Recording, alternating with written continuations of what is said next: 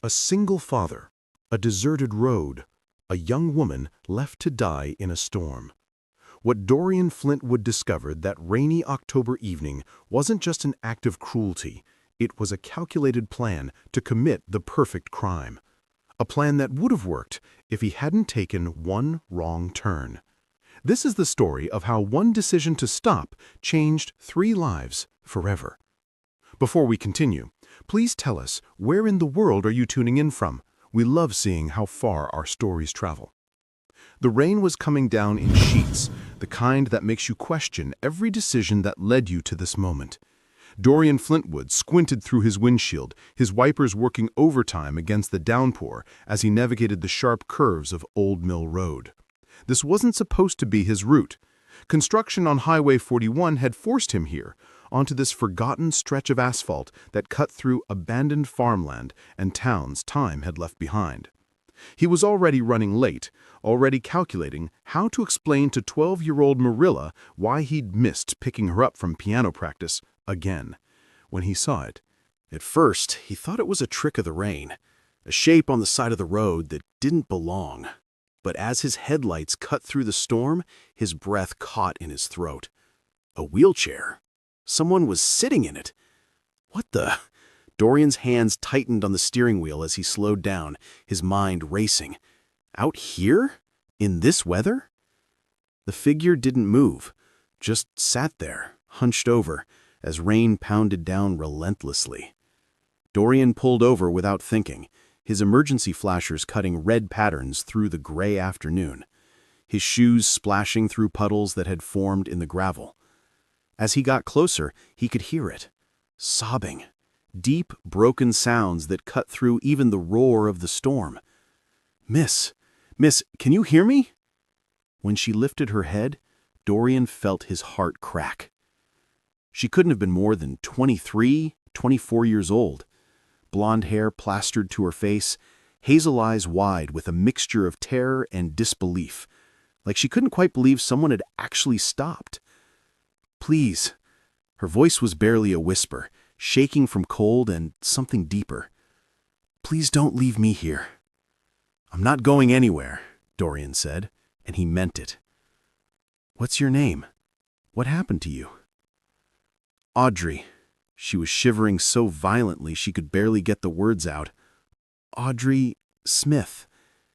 They left me." Dorian felt anger flash through him, hot and immediate. "Who left you?" But Audrey just shook her head, fresh tears mixing with the rain on her cheeks. Dorian didn't waste time with more questions. He scooped Audrey out of the wheelchair, she weighed almost nothing, like a bird, and carried her to his SUV. She didn't protest, just clung to his jacket with trembling fingers as he settled her in the back seat. He went back for the wheelchair, collapsing it with fumbling hands before shoving it in his trunk. Inside the car, with the heat blasting and the rain finally shut out, Audrey wrapped both hands around the coffee thermos Dorian offered her. He watched as she brought it to her lips, her whole body still shaking, even with the blanket he had given her. "We need to get you to a hospital," Dorian said, already reaching for his phone. "No!" The force of her response made him freeze. "Please, no hospital. They'll find me there. They'll finish what they started." Dorian turned in his seat to look at her fully. "Who will find you, Audrey?" Her eyes met his, and in them he saw something that made his blood run cold. Pure, unadulterated fear. "My stepmother, my stepbrother. They did this. They left me here to die." The words hung in the air between them, so outrageous that for a moment Dorian wondered if he'd heard her correctly, but the look on her face told him everything he needed to know. She was telling the truth. He made a decision that would later seem either incredibly foolish or divinely inspired. "Okay, no hospital, but you need to get warm, and you need to tell me everything." Dorian pulled back onto Old Mill Road, his mind already rearranging his afternoon. Morella's piano teacher lived 2 blocks from their house. He'd call, explain he was running late, ask her to drop Morella off. His neighbor, Mrs. Pataki, would be home. She was a retired nurse, someone he trusted. As he drove, Audrey spoke in fits and starts, her voice gaining strength as warmth slowly returned to her body. "I've been out there for 4 hours," she said, staring at her hands. 4 hours in the rain. I screamed until I couldn't anymore. I really thought this was it, that I'd die out here and no one would ever know what they did." "How did you end up on this road?" Dorian asked, keeping his voice gentle even as rage simmered beneath his calm exterior. "They told me we were going on a family trip." Audrey laughed, but it was a broken sound. "To help us grieve together. We were supposed to be heading to a spa retreat in the mountains, but they kept taking turns I didn't recognize. And then we were here, on this empty road, and Bradley said he needed to check the engine." She paused, her breathing shaky. "Francine, my stepmother, she suggested I'd get some fresh air, said the view was beautiful from this spot. They helped me into my wheelchair, positioned me just right. And then they got back in the car." Dorian's knuckles went white on the steering wheel. "And they just drove away?" Audrey looked back once, right at me. I called out, thinking maybe they'd forgotten, maybe this was some kind of mistake. But he just stared at me for a second, and then they drove off. Audrey's voice cracked. I watched their taillights disappear, and I knew they were really going to let me die out here. "How long ago did your father die?" Dorian asked quietly. Audrey's head snapped up. "How did you said grieve together. And you mentioned a stepmother. I'm guessing something changed recently that made them do this." For a moment, Audrey just stared at him. Then she nodded slowly. 3 weeks ago, my father had a massive stroke. He was gone before the ambulance even arrived." "I'm sorry." Dorian said and meant it. He knew that particular pain all too well. His own wife had died 4 years ago from complications during what should have been a routine surgery. One day she was there, laughing at breakfast, kissing Morella goodbye. The next she was gone. "Thank you," Audrey whispered. "He was everything to me, especially after my accident." "Your accident?" "Horseback riding. I was 15. One moment I was jumping a fence, the next I was on the ground, unable to feel my legs. I've been paralyzed from the waist down ever since." The pieces were starting to come together in Dorian's mind, a picture forming that made his stomach turn. "And your father took care of you?" "He never made me feel like a burden, never once. When he remarried, I thought Francine would be good for him. She seemed so kind, so understanding. Her son Bradley was 22, charming, always asking how I was doing." "But it was an act." "I didn't see it at first. The little comments only came when Dad wasn't around. Questions about how much my care cost, suggestions that maybe I'd be happier in a facility with people who could help me properly. I told myself I was being paranoid, too sensitive." Dorian pulled into his driveway, a modest 2-story colonial in a quiet Marietta neighborhood. Through the rain, he could see Mrs. Pataki's lights on next door. "What changed 3 weeks ago?" he asked, though he suspected he already knew the answer. Audrey's smile was bitter. "I found out why they stayed, why they played nice all these years. My father's will was read 2 days after the funeral. He'd updated it 6 months ago. I didn't even know. He left almost everything to me. The house, his investment portfolio, his classic car collection. Francine and Bradley each got $50,000. The rest, over $2 million, came to me, with detailed instructions for my ongoing care." The number made Dorian blink. $2 million. More than enough motive for murder. "They hid it well," Audrey continued. "Said we should take a trip, just the 3 of us, to heal as a family. I actually believed them. I thought they were trying to help me through my grief." She looked at Dorian, her eyes shining with tears. "How stupid could I be?" "You're not stupid," Dorian said firmly. "You trusted people who were supposed to be family. That's not stupid, Audrey. That's human." He got out and came around to her door, lifting her again. Mrs. Pataki was already coming down her porch steps, umbrella in hand, her round face creased with concern. "Dorian, what's happened?" "I need your help, Elena. This is Audrey. She's in trouble and she needs somewhere safe." Within 20 minutes, Audrey was in dry clothes, borrowed from what remained of Dorian's late wife's wardrobe, sitting on the couch with a blanket wrapped around her shoulders. Mrs. Pataki had checked her vital signs, declared her fortunate to have avoided hypothermia, and was now making tea in the kitchen while Dorian called Morella's piano teacher. The house felt strange with Audrey in it. It had been just him and Morella for so long, their routines and rhythms set in stone.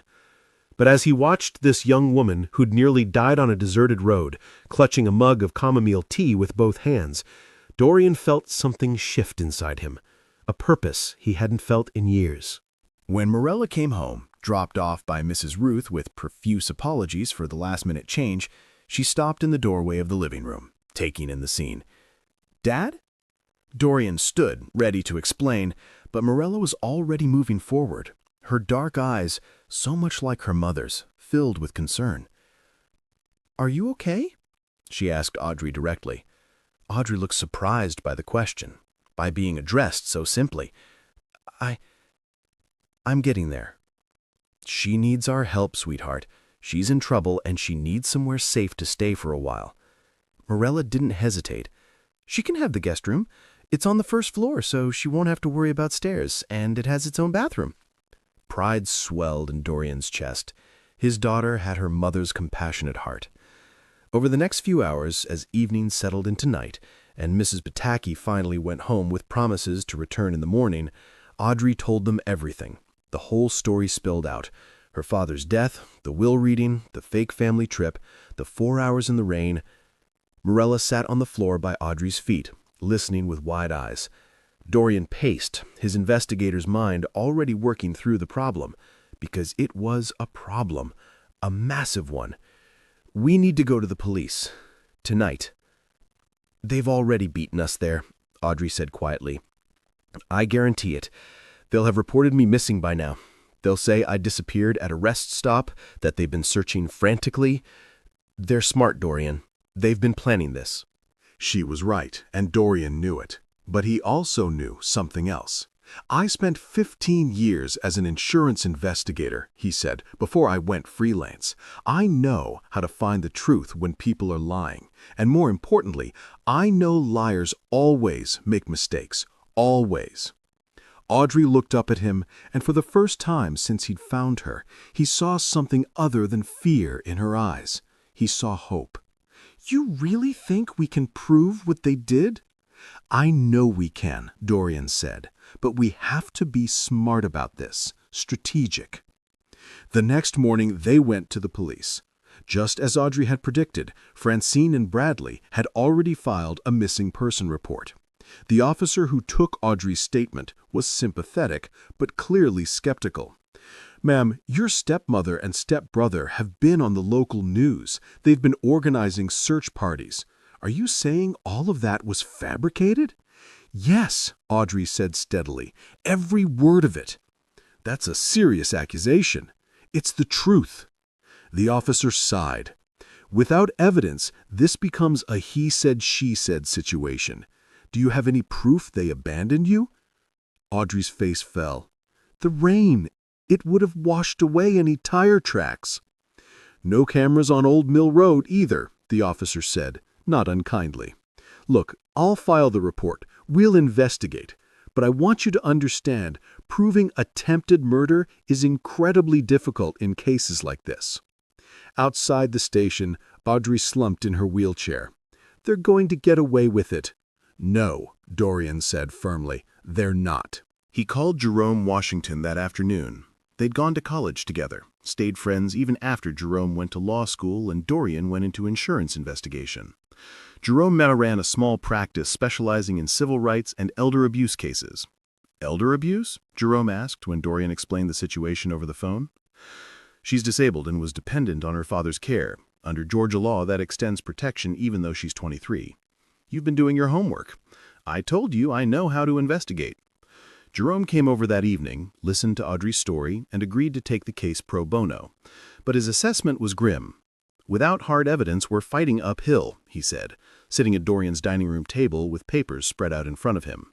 "We can file civil charges, try to freeze the estate assets, but proving attempted murder, that's another level entirely." So we find the evidence, Dorian said. Where? The rain washed away any physical evidence from the scene. There were no witnesses. It's literally her word against theirs. Dorian leaned back in his chair, his mind working. Liars make mistakes, Jerome. Always. We just have to find theirs. Over the next 3 weeks, Dorian worked. While Audrey settled into the guest room and Morella helped her navigate their home, he dug into Francine and Bradley's lives like he was investigating an insurance fraud case, which, in a way, he was. He reviewed credit card statements that Audrey provided access to from her father's estate accounts. He tracked Bradley's social media, noting locations and timestamps. He interviewed neighbors from Audrey's father's neighborhood, asking careful questions about Francine and Bradley's behavior. And slowly, a picture emerged. A picture of two people who'd been waiting, who'd played their parts perfectly while William Winters was alive, but whose mask had slipped the moment he died. A neighbor, Mrs. Sarah, remembered Francine complaining loudly about how much that girl costs just days after the funeral. The comment had struck her as odd at the time, cruel even, but she hadn't known what to do with the information. A nurse from the hospital where William had his stroke remembered Bradley asking about the cheapest care facilities in the state while his stepfather was literally dying in the next room. But it was the credit card statement that gave Dorian his breakthrough. He was sitting at his kitchen table at 2 a.m, eyes burning from staring at spreadsheets when he saw it. A charge on Bradley's credit card from a gas station on Old Mill Road. The timestamp made his heart race. 3:47 p.m. on the day Audrey was abandoned. According to the missing person report, Bradley and Francine claims to have been searching for Audrey at a rest stop on Highway 41, 50 miles away, at that exact time. Dorian immediately pulled up the gas station's information. It was called Miller's Stop, a tiny place that had somehow survived despite being in the middle of nowhere. He called the next morning, claiming to be from an insurance company investigating a claim. "Do you have security cameras?" he asked the owner, a man named Rick Miller. "Sure do. Had them installed after we got robbed 3 years back." "How long do you keep the footage?" "System backs up to the cloud. I keep it for 90 days in case of disputes." Dorian's pulse quickened. "I need footage from October 12th, around 3:45 p.m. "You'll need a subpoena for that." "You'll have one." Jerome filed the motion the next day. The subpoena was granted within a week. And when Dorian finally saw the footage, sitting in Jerome's office with Audrey beside him, he felt vindication surge through him like electricity. There, in grainy but clear footage, was Bradley's black Mercedes pulling up to pump 3. The timestamp read 3:47 p.m. Bradley got out, filled the tank, and then at 3:52 p.m., Francine stepped out of the passenger side to go inside, presumably to pay. Both of their faces were clearly visible. "They were there," Audrey whispered. 2 miles from where they left me, right when they said they were 50 miles away searching." "Not just there," Dorian said, pointing to the screen. "Look at the direction they're coming from." The camera angle showed the road. Bradley's car had come from the south, from the direction of Old Mill Road. It was heading north, away from where Audrey had been left. They weren't searching for her. They were leaving her behind. Jerome leaned back in his chair, a slow smile spreading across his face. "This is it. This is what we needed." "Can we get them arrested?" Audrey asked, her voice shaking. "We can do better than that," Jerome said. "We can bury them." The arrests happened on a Wednesday morning, 6 weeks after Dorian had found Audrey in the rain. Francine was taken into custody at a yoga class. Bradley was arrested at his apartment, still in pajamas. The local news, which had been covering their desperate search for Audrey, suddenly had a very different story to tell. The charges were staggering: attempted murder, elder abuse, fraud, conspiracy, and a half-dozen other counts that Jerome had carefully compiled. Their lawyers were expensive, sleek, and confident. At the arraignment, they painted Audrey as mentally unstable, suggested she'd orchestrated her own disappearance for attention, implied that she was trying to keep the inheritance all for herself. But Dorian had been busy in the weeks leading up to trial. He'd gathered every piece of evidence, every witness statement, every contradiction in Francine and Bradley's story. The The trial lasted 2 weeks. The courtroom was packed. Audrey sat at the plaintiff's table with Jerome, her wheelchair positioned carefully beside him. Dorian sat in the front row, Mirella beside him when school allowed. Mrs. Pataki came every day, her Slovak accent growing thicker with indignation as the evidence mounted. Francine's lawyer went first, painting a picture of a loving stepmother distraught over her missing stepdaughter. But Jerome was ready. "Mrs. Winters," he said during cross-examination, his voice calm and measured, "can you explain why your son's credit card shows a charge at Miller's Stop on Old Mill Road at 3:47 p.m. on October 12th, when you claim to have been searching for Audrey at a rest stop 50 miles away?" Francine's face went pale. We must have stopped there earlier. The missing person report you filed says Audrey disappeared at 2:30 p.m. The gas station footage shows you arriving at 3:47, coming from the direction of Old Mill Road, where Audrey was found. Can you explain that? We were confused about the timeline. Confused enough to be in two places at once? The courtroom murmured. Bradley's testimony was worse. He was cocky at first, assured in his lies, but when Jerome played the security footage, showing Bradley pumping gas, showing Francine walking into the store, showing them driving away from where Audrey had been abandoned, his confidence crumbled. That doesn't prove anything. It proves you lied about your location. It proves you were exactly where Audrey said you were. And it proves you were driving away from the scene, not toward it. Mrs. Sarah testified about Francine's cruel comments. The hospital nurse testified about Bradley's callous questions. Other neighbors came forward with stories of coldness, of barely concealed resentment whenever William's care for Audrey was mentioned. And then Audrey took the stand. She was calm, clear, devastating in her testimony. She described the family trip, the growing unease as they took unfamiliar roads, the moment of realization when she understood what was happening. "Bradley looked at me," she said, her voice steady, even as tears ran down her face. "Right in the eyes. I called out to him, begged him not to leave me, and he just stared at me, turned around, and drove away." "How long were you alone before Mr. Flintwood found you?" Jerome asked gently. 4 hours. "And in those 4 hours, in the rain, what did you think about?" "I thought about my father, about how much I missed him. I thought about how I was going to die in the same storm that had washed away any evidence of what they'd done. I thought about how perfect their plan was." She paused, wiping her eyes. "And then headlights appeared. And I thought I was hallucinating, that my mind was giving me false hope in my last moments. But the car stopped, and Dorian Flintwood saved my life." The jury was silent. Several members were crying.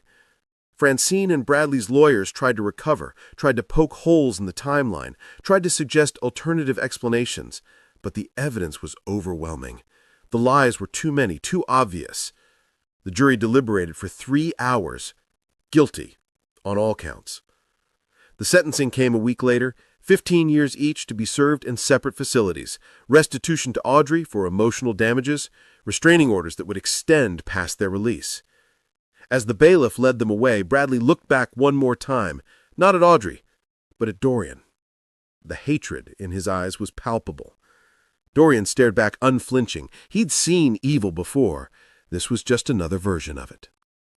Outside the courthouse, Audrey broke down in her wheelchair, great heaving sobs of relief and grief and 100 other emotions she'd been holding back. Dorian knelt beside her, not caring who saw, and let her cry on his shoulder. "It's over," he said quietly. "It's really over." Jerome was standing nearby with Mirella and Mrs. Pataki giving them space. When Audrey finally pulled back, wiping her eyes, she looked at Dorian with such gratitude it almost hurt. "Thank you," she whispered. "You didn't have to do any of this. You could have just dropped me at a police station that first day and washed your hands of me." "No," Dorian said firmly. "I couldn't have. That's not who I am." And it was true. From the moment he'd seen her in that wheelchair in the rain, there had been no other choice. Not for him. The weeks following the trial were strange. The media attention faded. The journalists stopped calling. Life began to settle into something resembling normal, except nothing was normal anymore. Audrey used part of her inheritance to make Dorian's home fully accessible: ramps, wider doorways, a modified bathroom. She insisted on contributing to household expenses despite Dorian's protests. "You gave me my life back," she said when he argued. "This is the least I can do." But it wasn't about the money or the modifications. It was about belonging. Morella and Audrey had bonded during those weeks of investigation and trial preparation. Audrey helped with homework, taught Morella to paint watercolors from her wheelchair, listened to her practice piano for hours without complaint. "She's like a mom," said Morella one night to Dorian, "but not replacing Mom. Does that make sense?" It did. Dorian's late wife Sarah would have loved Audrey. She'd had the same quiet strength, the same refusal to let circumstances define her. And somewhere in the daily rhythms of breakfast and homework and painting lessons and shared dinners, something shifted between Dorian and Audrey. It started small. The way Audrey laughed at his terrible jokes. The way Dorian found himself making coffee exactly how she liked it without asking. The way their conversations stretched long into the night after Morella went to bed, talking about everything and nothing. Mrs. Pataki noticed, of course. She'd bring over her Slovak pastries and give Dorian knowing looks that made him feel like a teenager. "That girl, she's good for you," Mrs. Pataki said one afternoon, her accent thick with certainty. "You smile again. I haven't seen you smile like that since Sarah." Dorian wanted to protest, to say it wasn't like that, but he couldn't, because it was becoming exactly like that. 3 months after the trial, on a cold January evening, Audrey was in the kitchen making hot chocolate when Dorian came home from a consulting job. She'd been living with them for 6 months now, and the house felt empty when she wasn't in it. "How was the audit?" she asked, not looking up from the pot she was stirring. "Boring as usual. Found the discrepancy, though." "You always do." There was affection in her voice, casual and comfortable, like they'd been doing this for years instead of months. Dorian sat at the kitchen table, watching her navigate the kitchen in her wheelchair with practiced ease. "Audrey, can I ask you something?" "Always." "Are you happy here?" Now she did look up, surprise crossing her face. "Of course I am. Why would you ask that?"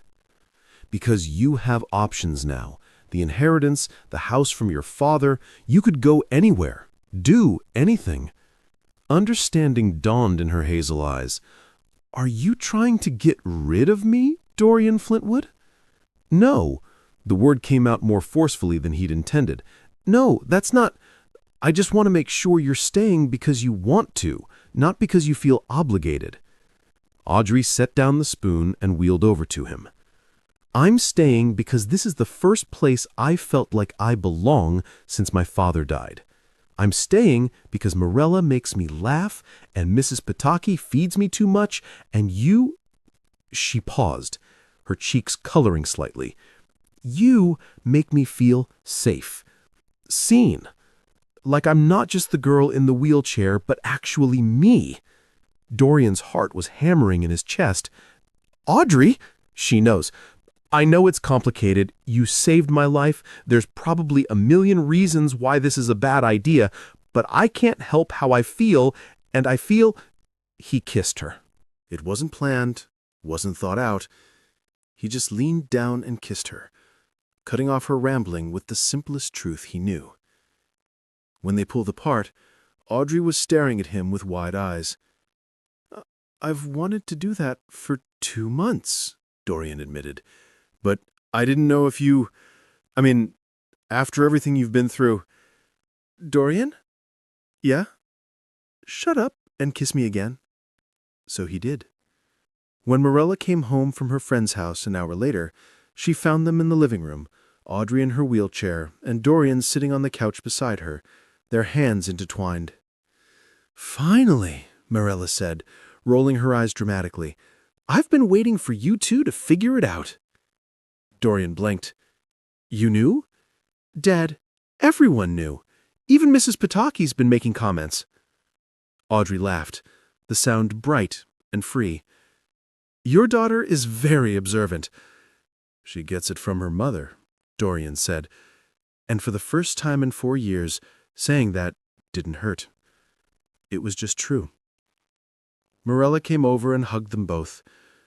Does this mean Audrey's staying forever? Dorian looked at Audrey, a question in his eyes. She squeezed his hand. If you'll have me, she said softly. Forever sounds perfect. The months that followed were the happiest Dorian could remember since Sarah's death. It wasn't the same. It couldn't be. Shouldn't be. This was different. New.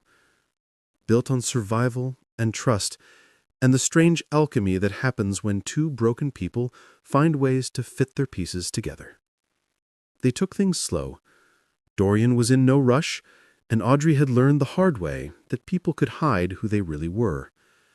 But every day brought new confirmations that this was real. This was right. Audrey started a nonprofit helping other disabled individuals who'd been taken advantage of by family members. She called it Second Chances. And Dorian helped with the legal framework, using his investigative skills to track down and expose fraudulent guardianships. Morella thrived with Audrey in her life. Her grades improved, her confidence grew. She'd found a role model who showed her that strength came in many forms. And Dorian? Dorian found that rescuing Audrey had rescued him too, from the half-life he'd been living, going through the motions, raising his daughter, but forgetting to actually live. 9 months after he'd found her in the rain, on a warm July evening, Dorian found Audrey in the garden they'd planted together. She was teaching Morella how to stake tomato plants, their laughter carrying on the breeze. He stood at the back door, just watching. The sunset painted everything gold, and in that moment, Dorian felt something he hadn't felt in years. Complete peace. Audrey must have sensed him watching, because she turned, catching his eye. The smile she gave him was radiant, full of joy and love and gratitude and 1,000 other things that didn't need words. He walked over, kissed the top of her head, ruffled Morella's hair. "What are you thinking about?" Audrey asked, tilting her face up to look at him. How one wrong turn changed everything. How if construction hadn't closed Highway 41, if I hadn't taken Old Mill Road, if I'd driven past without stopping. But you didn't, Audrey interrupted gently. You stopped. You saved me. And maybe I saved you a little too. More than a little. Morella made a gagging sound. You two are so mushy. You love it, Audrey teased. Yeah, I really do. That night, after Morella had gone to bed, Dorian and Audrey sat on the back porch watching fireflies blink in the darkness. Audrey's wheelchair was pulled close to the bench where Dorian sat, their hands clasped together. Do you ever think about that day? Audrey asked quietly, about how close it came. Every day, Dorian said, and I'm grateful every time that I was there, that I found you. What do you think would have happened if you hadn't? Dorian squeezed her hand. I don't let myself think about that. Audrey said, sometimes I wake up and for a second I'm back there, in the rain, alone, and then I remember I'm here. I'm safe. I'm loved, and it feels like a miracle. You are loved, Dorian said firmly, by Morella, by Mrs. Pataki, by me. Audrey turned to look at him, her eyes shining in the porch light. I love you too. I know we haven't said it yet, but I do. I love you, Dorian Flintwood. I love you, Audrey Smith. From that first moment I saw you in the rain, something in me recognized something in you. Like we were always supposed to find each other. We just needed the universe to give us a push. Some push, Audrey said with a small laugh. Attempted murder and a rainstorm. Not how I would have planned it, Dorian agreed, but I'll take it. They sat in comfortable silence for a while, listening to the night sounds of suburban Georgia.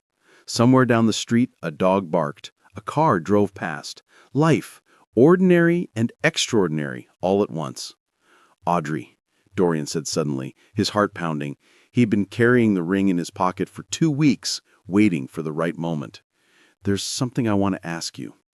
She turned to him, curiosity in her eyes. What is it? He slid off the bench and knelt beside her wheelchair, pulling out the small velvet box. Audrey's hands flew to her mouth.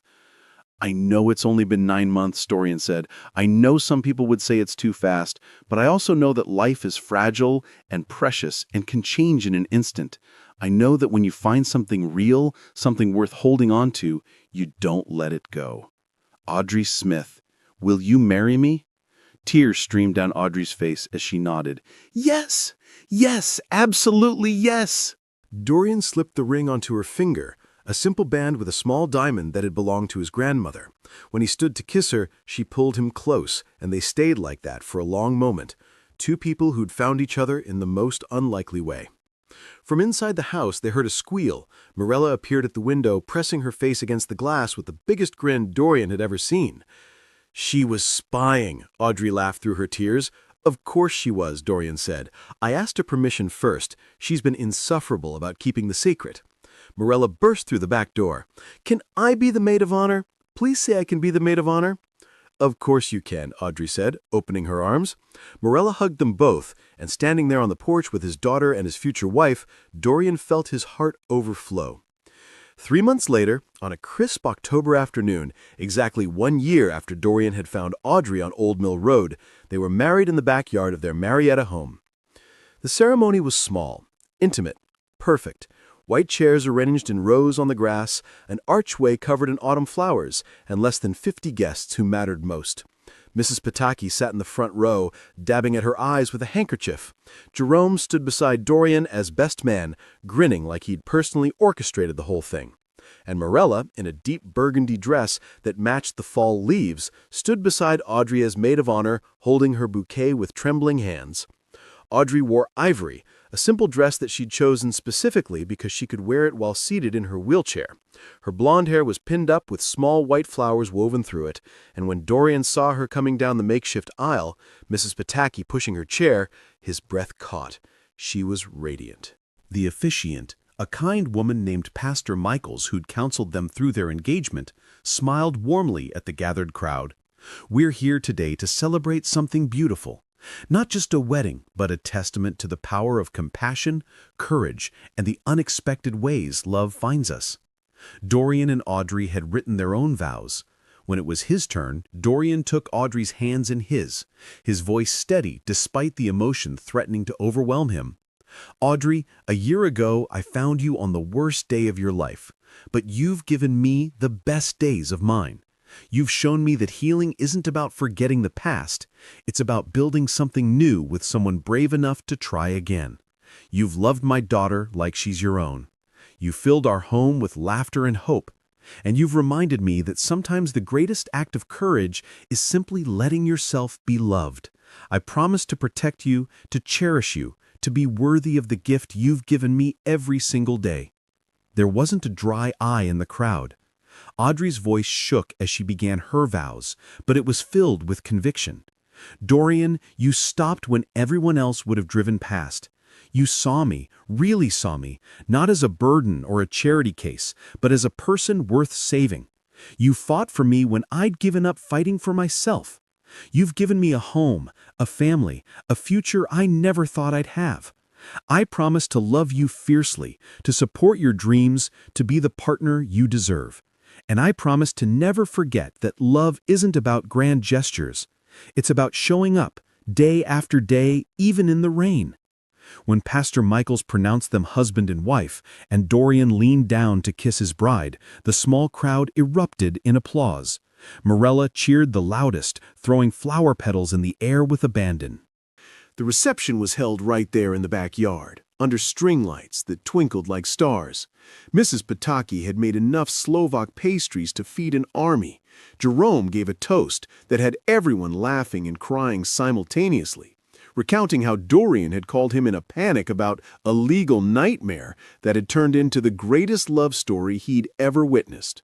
But the moment that would stay with everyone was when Morella stood up, tapping her glass for attention. At 13 now, she'd grown taller, more confident, her dark hair pinned back like Audrey's. I just want to say something, she began, her voice clear. A year ago, my dad brought home a stranger who needed help, and I gained a second mom who chose to be here, chose to love us, chose our family.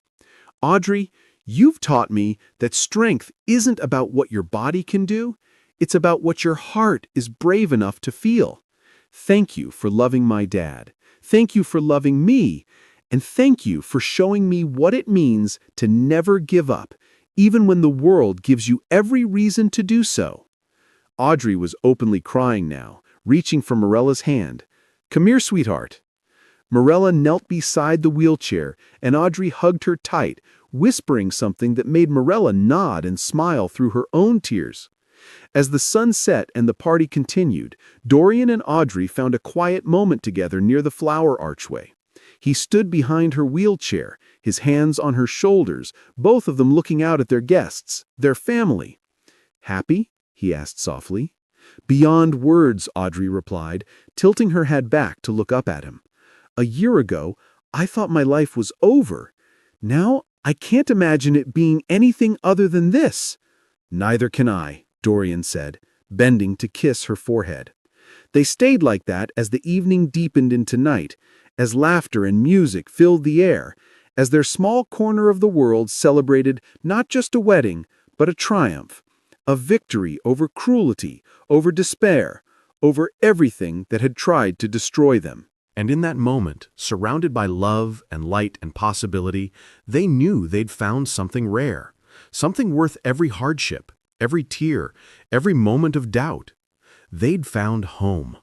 Old Mill Road still exists, winding through abandoned farmland and forgotten towns.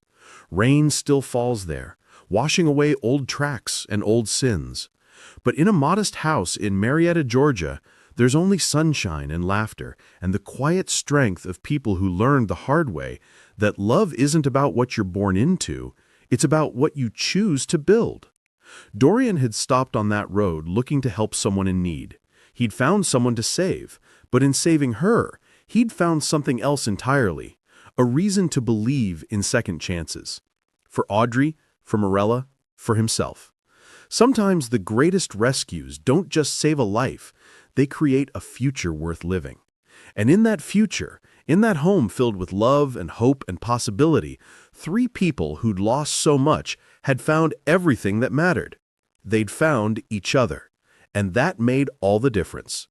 If this story touched your heart, reminded you that kindness can change everything, and showed you that found families are just as real as born families, don't keep it to yourself. Like this video, share it with someone who needs to hear it, and subscribe, because every week we bring you stories that prove love, courage, and compassion can triumph even in the darkest storms. Sometimes all it takes is one person who refuses to drive past someone in need.